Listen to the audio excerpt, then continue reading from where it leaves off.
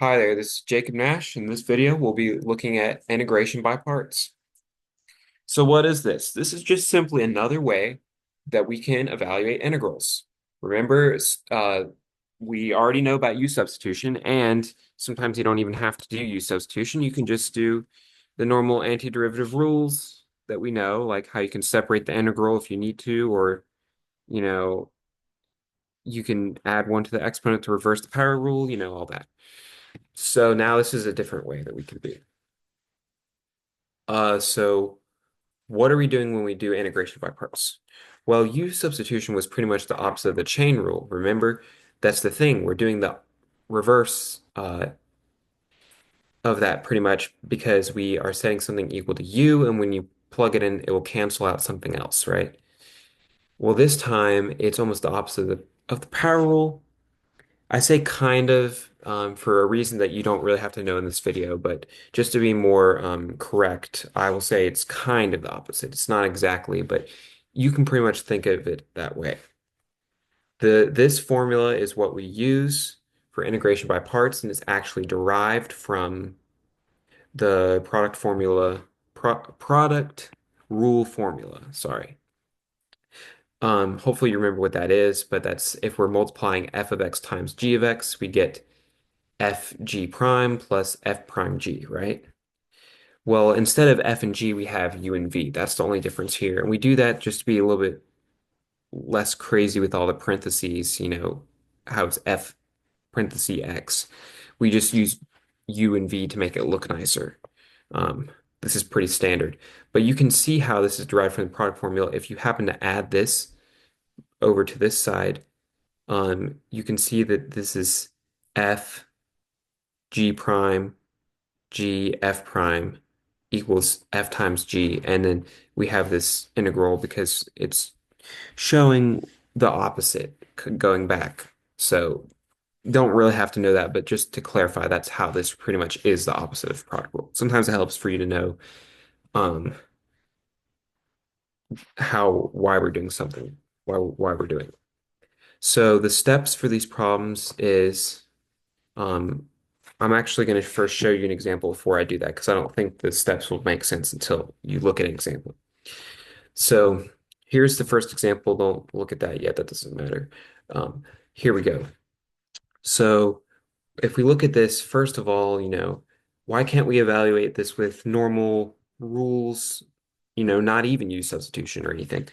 Well, that's because it's two functions multiplied. Anytime we have two functions multiplied, you can't just do any antiderivative rules.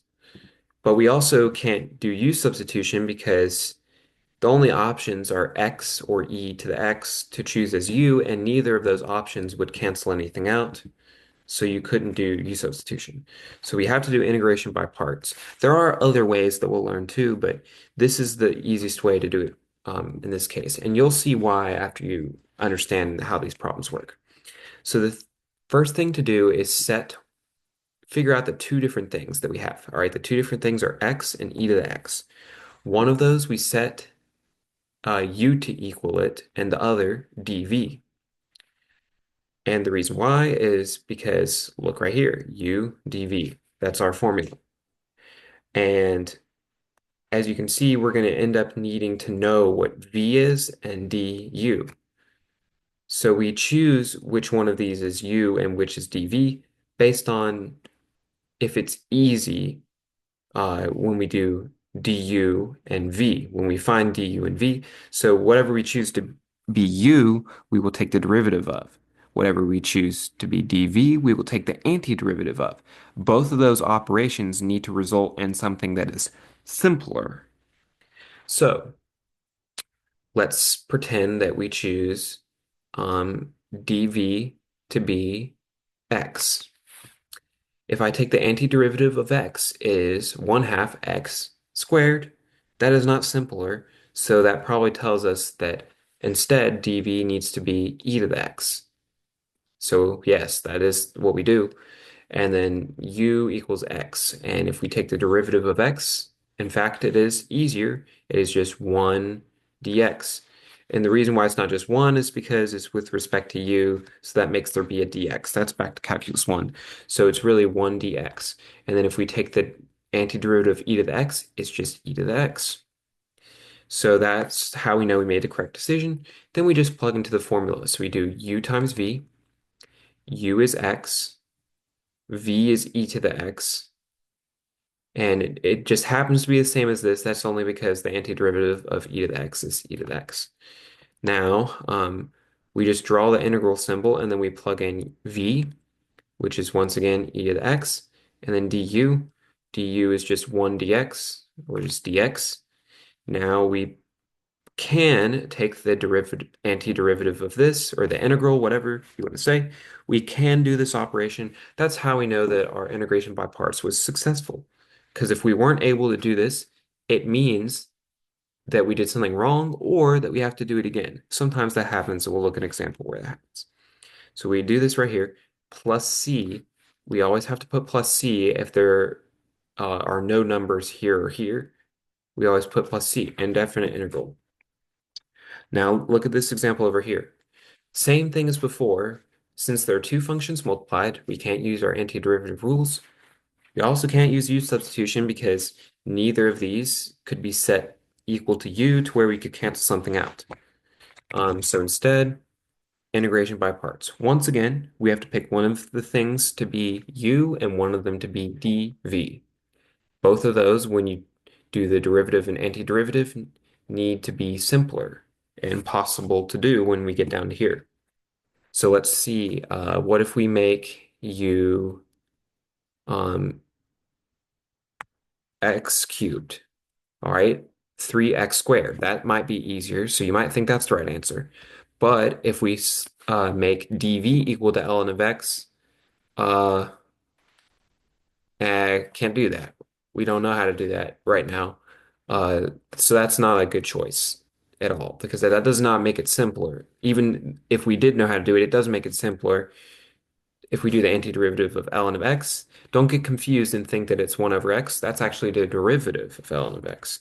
So instead, ln of x needs to be u, and x cubed needs to be dv. It's not written here for some reason, but dv equals x cubed and u equals ln of x. So it's reverse ordered. That's just to show you that not always is it u dv. It could be dv u.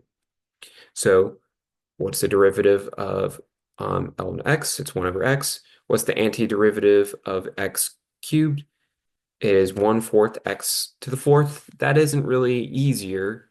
So that's telling you that it doesn't always end up that way. It's not always simpler, but it at least we know this is the right thing because once again, this could not be the dv.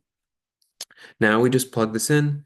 We have u times v minus, we write the integral symbol, v times du.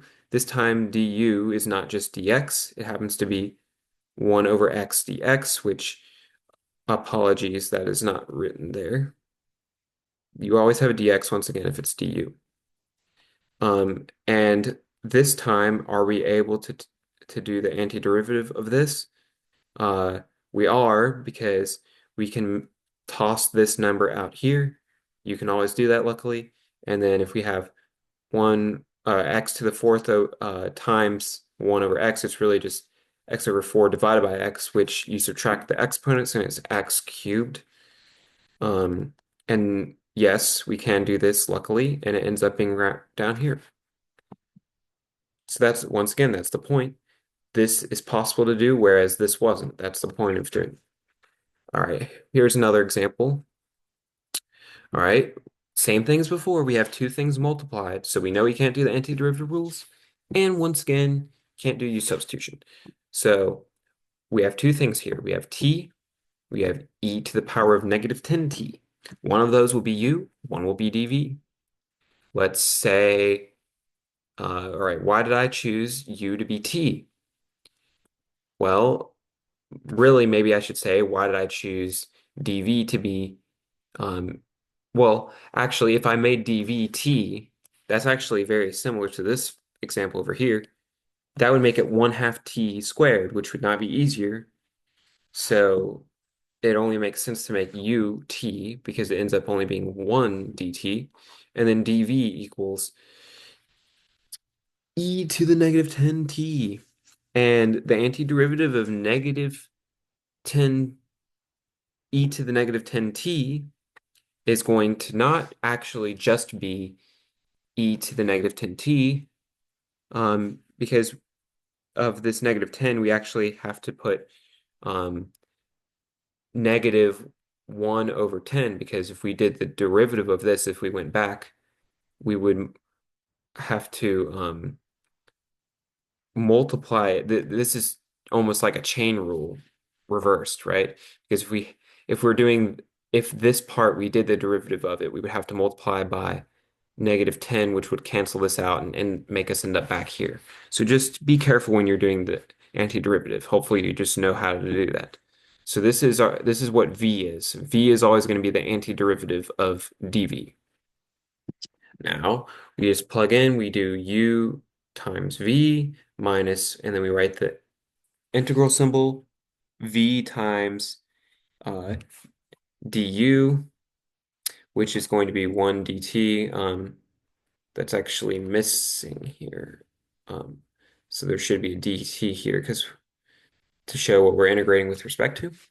And that's just from right here. Can we do the antiderivative of this? We in fact can. And I'm not going to go through that because that should be review, but it's really the same thing as before. We have to do like the opposite chain rules. That's how we end up with once again another 1 over 10. And just be careful of your signs as they apply. You can always check your work by doing the derivative again. All right, here's a tricky one. This is an example where you have to do it more than once because sometimes you do. And I'm sorry that it looks like a whole bunch. It's a whole bunch right here. And if you are new to my channel, I've said it before. I have the work already written out for a reason because it usually takes a really long time for me to just write everything out. So it kind of makes the video shorter if that's what you're looking for. And also, it helps me to not make as many mistakes or to tell you the truth, my stupid iPad messed up, so I can't even really do that now anyways. All right, now let's look at this example here. Well, we have 7z cubed times e to the z, and don't get thrown off by the z's. They use a stupid letter if they feel like it, okay?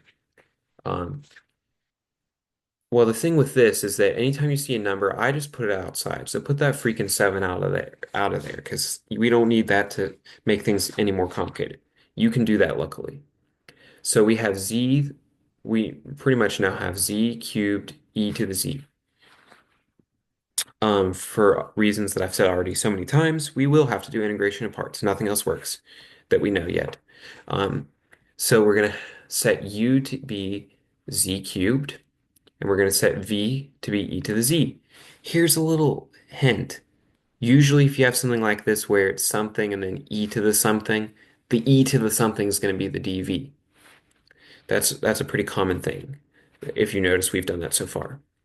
So v is just going to be e to the z. It's just the same.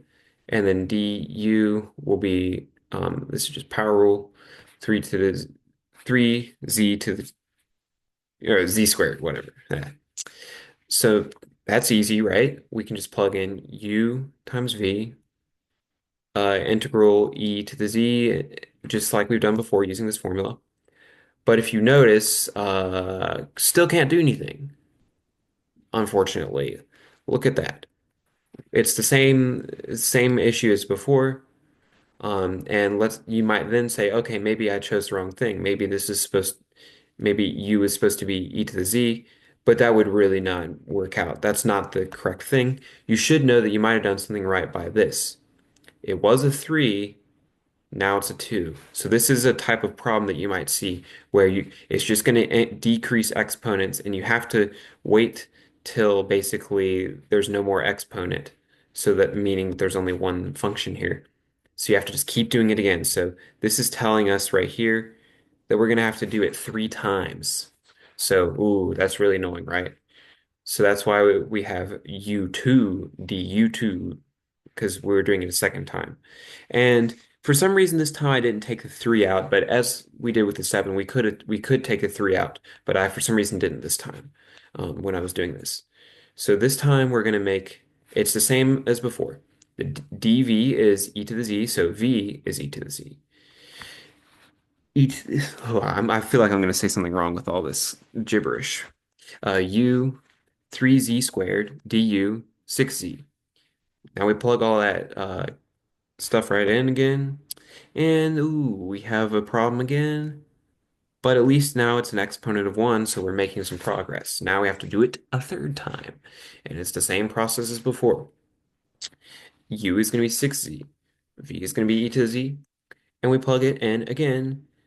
And this time, finally, we can actually do the part right here, the integral, because it's just 6e to the z, um, which is just 6e to the z. You do the antiderivative of that. And I put colors here to show you like this was from the first time we did the integral. This is the second, or integration part, sorry. This is from the second time we did it, and this is from the third time. So be careful of your parentheses. And remember this 7, he's been waiting patiently out here. Don't forget about him from the beginning when we took him out. He's still there, and he has to be multiplied by the entire thing. So this is where you can definitely make some mistakes if you're not careful with your parentheses. So be careful as you go. Once again, we need that plus c at the end. So once again, this is a type of problem where you will have to do it more than once, and it doesn't mean that you did something wrong.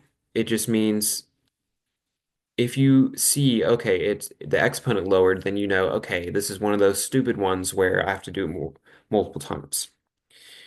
Now, another type that you'll see is a stupid one like this, where you actually have to move something on to the other side of the equation, and you'll see what I mean in a second.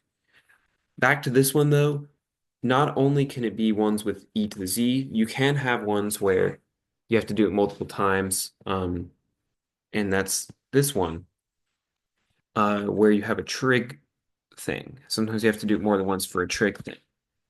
So for obvious reasons, once again, we know we have to do integration of parts. And this time, we have been choosing the e thing always to be dv. This time, it actually needs to be u.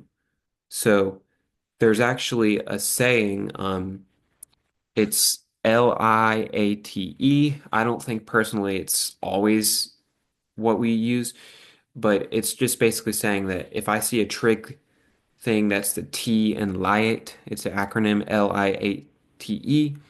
The T stands for trig and it's higher than exponent, so it's more likely to be what we would use. But in this case, yes, we're going to make it equal to u. Or we're going to make the e to the, we're going to make the sign equal to dv, and then we're going to make the e3 theta u. So once again, we do du, we do v, so we did the derivative, we did the antiderivative. Just remember your rules, check back, okay? Negative cosine derivative would give us positive sign. So now we plug this into our equation. We have u times v, integral of v times du. And if we look right here, what we have, is this anything that we can do? No, it's just as bad as before. But anytime you have a problem like this, where it switches from sine to cosine, you might think, oh, this is one of those dumb ones where I'm going to have to do that more than once. So there's two examples that we've seen now. If I see that the exponent lowered, or if I see that it just switched to a trig thing, it's to a different trig. If it does either of those, you know you didn't just do it wrong, you're just gonna have to do it more than once. So we simplify this out right here. This is what we get. And then now we have to do, ooh, sorry about that. I do not know if you can hear that, but I think a tree just fell down outside my window. There's an ice storm right now. Sorry about that. Got distracted. I didn't want it to crash through my window. Ooh, still coming down. Like I can't really see because it's dark. Sorry about that. Ooh. Anyways, So same thing again. I'm not going to really go through it. We pick the U and dv and do the same thing as before. And now when we plug it in, we see, okay, we can't do it again. But what do we see? Same thing as when we started right here. It's the same thing. Just because there's a 9 there, it doesn't matter. This part's the same. And that's a good thing because that means that we can take this whole thing and add it to the other side of the equation. And you might be thinking, what's this other side of the equation? It's just what we started with. We can take this thing and put it on the other side. So it actually would add, and this is 9. This is really 1 here. And then we make it 10. So 1 plus 9. We've added this to the other side just like it's a variable. And we have this. And now we divide by 10 for what we have left on the other side, and we are done. Yay. So this is another type of problem that you might see, where you have to wait till it ends up being the same thing and then add it to the other side. And it's usually with trig functions when it's like this. So now we are going to look at the last thing I'll say is, once again, how do I know which one to use? It's going to be used for one thing. Both of these have a similar reason why you would need to do either one. Two functions are multiplied, and you have to take the integral of it. How do I know which one to use? Well, use substitution. You can see that something's going to cancel out. I can see that if I did the derivative of one of these, it would cancel out the other. That's how I know I'm going to use u sub. Integration by parts, that's not the case. One of them won't cancel out the other, but you might realize that if you do the derivative of one of them and the antiderivative of the other, that it could create something that you can do, just like before in some of these examples. So it's a little bit tricky until you do practice, so that's really the key thing to do. So that's the end of this video. I know these were supposed to be too quick, but I didn't want to go too quick with this one because it's an important topic. And I also am going to have another video of a pretty tricky problem, um, where you have to use more than one. Sometimes you can have to use both of these. So that's it for this video. Thank you for watching.